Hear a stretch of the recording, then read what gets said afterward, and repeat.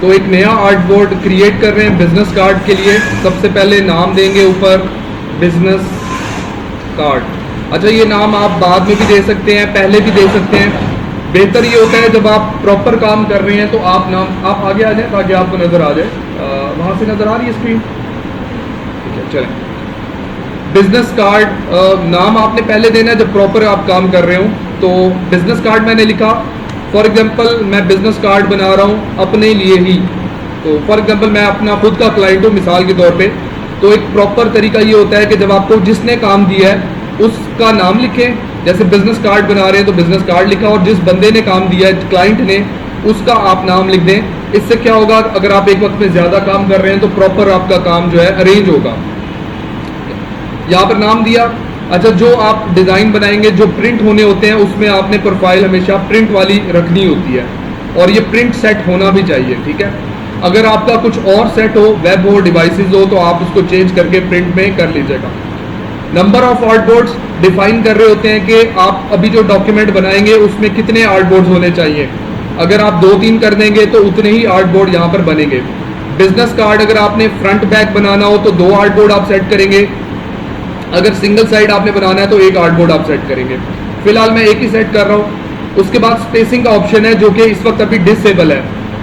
जैसे मैं art board 2 करूँगा तो स्पेसिंग एक्टिव हो जाएगी। 2 आर्ट बोर्ड्स के दरमियान जो गैप होता है उसे वो यहाँ से डिफाइन हो रहा होता है। अच्छा, मैं ज़रा करके यहाँ पर आपको दिखा देता हूँ। जैसे मैं ओके करूँगा, आप देखिए 2 आर्ट बोर्ड्स बने। इनमें ये जो गैप है ये 20 पॉइंट्स का है। अगर आप इसको कम या ज़्यादा करना चाहते हैं तो आप यहाँ से उसको चेंज कर सकते हैं। ठीक है, तो मैं वापस नाम दे रहा हूँ business card dash Nasir. Okay, profile जो होगी इसकी print. Number of art board 1 ही रखना है हमने। अब सबसे इंपॉर्टेंट साइज, बिजनेस कार्ड का साइज कल आपको बताया था।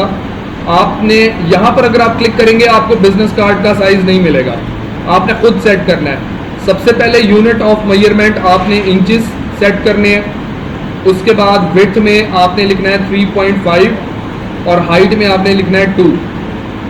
ये मेजरमेंट्स होंगे लैंडस्केप बिजनेस कार्ड के। अगर आप इसको वर्टिकल या पोर्ट्रेट बनाना चाहते हैं तो ओरिएंटेशन का एक ऑप्शन यहाँ मौजूद है। ये पोर्ट्रेट ओरिएंटेशन है। इसमें देखें स्वैप हो गई हैं, यानी जो हाइट थी वो विड्थ में आ गई, विड्थ हाइट में चली गई। और अगर आप लैंडस्केप बनाना चाहते हैं तो यहाँ से लैंडस्केप सेट करेंगे। तो मुझे लैंडस्केप ही इसको बनाना है। अच्छा, एक और चीज़, जब आप सेटिंग यहाँ चेंज करेंगे तो प्रोफाइल जो है वो कस्टम हो जाएगी। तो इससे आपने परेशान नहीं होना कि ये प्रिंट से चेंज क्यों हो गई है। पहले प्रिंट होनी चाहिए, उसके बाद अगर आप तब्दीली करते हैं और वो कस्टम हो जाती है तो कोई मसला नहीं है। अच्छा, लास्ट में एक ऑप्शन है ब्लीड। बस एक दफ़ा अप वाला ऑप्शन उस पर क्लिक करना है, यानी 0.125 इंच की आपने ब्लीड लगानी है और ये चारों तरफ लग जाएगी, टॉप बॉटम लेफ्ट राइट। और ये ऑप्शन अभी लॉक हुआ हुआ है, इससे एक में तब्दीली करेंगे चारों में तब्दीली होगी। अगर आप अलग अलग ब्लीड लगाना चाहते हैं जो कि वैसे नॉर्मली होता नहीं है, तो आप इसको ऑफ करके अलग अलग तब्दील कर सकते हैं। जैसे अगर मैं राइट वाले को बढ़ाऊंगा सिर्फ राइट वाले में तब्दीली हुई, बाकियों में नहीं हुई। तो ब्लीड यहाँ से आप लगा सकते हैं। अब आपके जहन में एक सवाल आ रहा होगा कि ब्लीड होती क्या है, वो अब मैं आपको बताता हूँ ब्लीड क्या होती है। मैं इसको ओके कर रहा हूँ। आमतौर पे हमारा प्रिंटिंग जो मीडियम होता है वो वाइट कलर का होता है। तो अगर आप वाइट के अलावा किसी और बैकग्राउंड, कोई और कलर का बैकग्राउंड आप यूज़ कर रहे हैं, अपने डिज़ाइन को बना रहे हैं, तो उसमें अगर आप बगैर ब्लीड के बनाएंगे तो चांसेस ये हैं कि प्रिंटर किनारों के ऊपर प्रिंट नहीं करेगा। वैसे प्रिंटर किनारों के ऊपर प्रिंट नहीं करता, एजेस के ऊपर।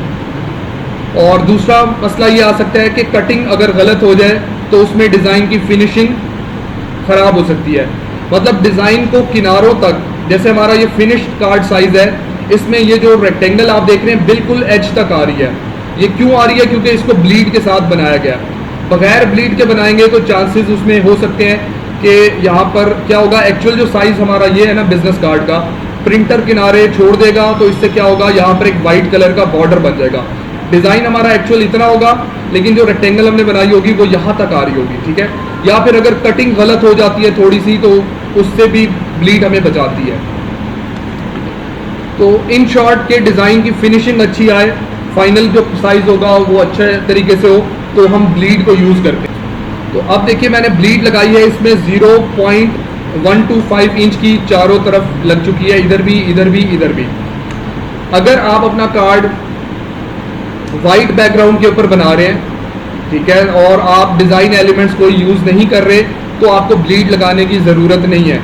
लेकिन अगर आप डिज़ाइन एलिमेंट्स बना रहे हैं या बैकग्राउंड आपने वाइट के अलावा कुछ और रखा हुआ है, फॉर एग्जांपल मैं येलो कलर का अगर बैकग्राउंड यूज़ करना चाह रहा हूँ, बिजनेस कार्ड का साइज़ तो इतना है जितना आपको यहाँ नज़र आ रहा है, ठीक है, लेकिन आप क्या करेंगे, बैकग्राउंड हमेशा ब्लीड तक बनाएंगे। फिर ये देखिए मैं यहाँ पर क्लिक कर रहा हूँ और ये रेड लाइन ब्लीड लाइन है, यहाँ से क्लिक प्रेस करके इसको मैं ड्रैग करूँगा यहाँ तक। अब इसके अंदर हम फिल कलर दे देते हैं,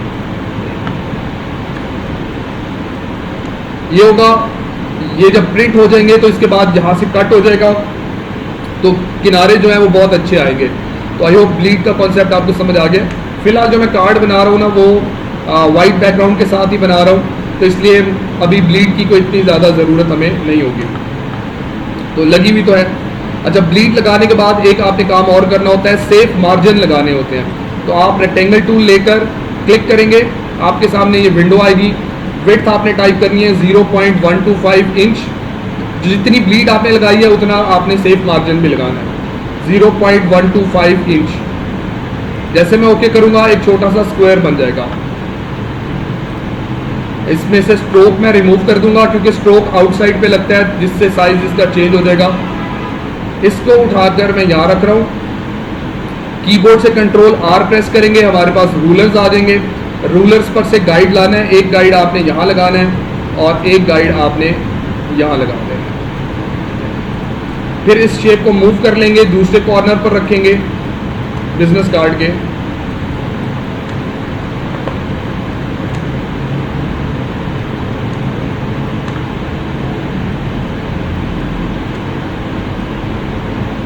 फिर आपने एक गाइड यहाँ ला के लगाना है और एक गाइड आपने यहाँ ला के लगाना है। जूम करके आप देख लेंगे ताकि सही प्रॉपर लगे हो। राइट गाइड मेरे ख्याल में लॉक है शायद, तो गाइड बाय डिफ़ॉल्ट लॉक हो जाता है। अगर आपने उसे मूव करना हो तो आप राइट क्लिक करेंगे गाइड के ऊपर और आपको लॉक गाइड्स का ऑप्शन मिलेगा। इस पर आप क्लिक करेंगे, गाइड अनलॉक हो जाएगा। उसको आप यहाँ सेट करेंगे और वापस आपने लॉक इसको कर लेना है। अब ये जो हमने शेप बनाई थी इसकी ज़रूरत नहीं है, इसको हम डिलीट कर देंगे। ये जो गाइड्स मैंने लगाई हैं, ये क्यों लगाई हैं, ये सेफ मार्जिन होता है। सेफ मार्जिन से मुराद ये है, हमने अपना डिज़ाइन एलिमेंट जो इम्पोर्टेंट वाला है, जैसे फ़ोन नंबर हो गया, ईमेल वगैरह हो गए, लोगो वगैरह हो गया, वो आपने इन सेफ मार्जिन के अंदर रखना है, ठीक है, उसे बाहर नहीं लेके जाना। और अगर आप इससे बाहर ले जाते हैं, मिसाल के तौर पे मैं टाइप टूल लेकर एक कोई नंबर लिख लेता हूँ, 0300 1 2 3 4 5 6 7। ये देखिए नंबर अगर हम लिख रहे हैं तो हमें सेफ मार्जिन के अंदर अपना इम्पोर्टेंट कंटेंट रखना है। अगर मैं इसको बाहर ले जाता हूँ तो अगर जो कटिंग करने वाला है वो गलती से थोड़ा एक्स्ट्रा कट कर ले, सपोज मैंने यहाँ रखा हुआ है, वो थोड़ा सा एक्स्ट्रा कट कर देता है, तो क्या होगा, जीरो का ये पार्ट कट हो जाएगा। तो चांसेस है कि हमारा इंपॉर्टेंट डाटा वेस्ट हो सकता है। इसलिए हम सेफ मार्जिन लगाते हैं ताकि हमें पता हो कि हमने अपने डिज़ाइन एलिमेंट्स को प्रोटेक्ट किया हुआ है, सेफ एरिया में रखा हुआ है, जिससे बहुत रेयर केस होगा कि यहाँ तक कटिंग हो, ऐसा होता नहीं है, ठीक है। और अगर आप कोई डिज़ाइन एलिमेंट्स बना रहे हैं, जैसा कि मतलब कोई शेप वगैरह आपने बनाई है, वो आप रख सकते हैं। जैसे फॉर एग्जांपल ये रेक्टेंगल मैं एक डिज़ाइन एलिमेंट के तौर पे बना रहा हूँ, तो इसको हम कार्ड तक रख सकते हैं। वैसे एक्चुअली इसको हम रखेंगे ब्लीड तक, यहाँ तक बढ़ा लेंगे ताकि यहाँ पर जब कटिंग हो तो वाइट कलर का बॉर्डर ना बने, फिनिशिंग इसकी अच्छी हो, सही है। तो ये सेफ मार्जिन आपने लगा लेने हैं। यहाँ तक क्लियर सबको? अच्छा, ये जब सेटिंग हो जाए तो आपने ना इसको सेव कर लेना है। फाइल में जाना है, सेव पर क्लिक करना है और इसको आपने सेव कैसे कर लेना है, जैसे फर्स्ट टाइम आप कर रहे हैं ना, आप इसको सेव कर लें बिजनेस कार्ड टेम्पलेट, इस नाम से आप सेव कर लें। इसका फ़ायदा क्या होगा, अगली दफ़ा आपको ये सेटिंग बार बार करनी नहीं पड़ेगी, आपके पास एक टेम्पलेट सेव हो जाएगी जिसको आप फ्यूचर में इस्तेमाल कर सकते हैं।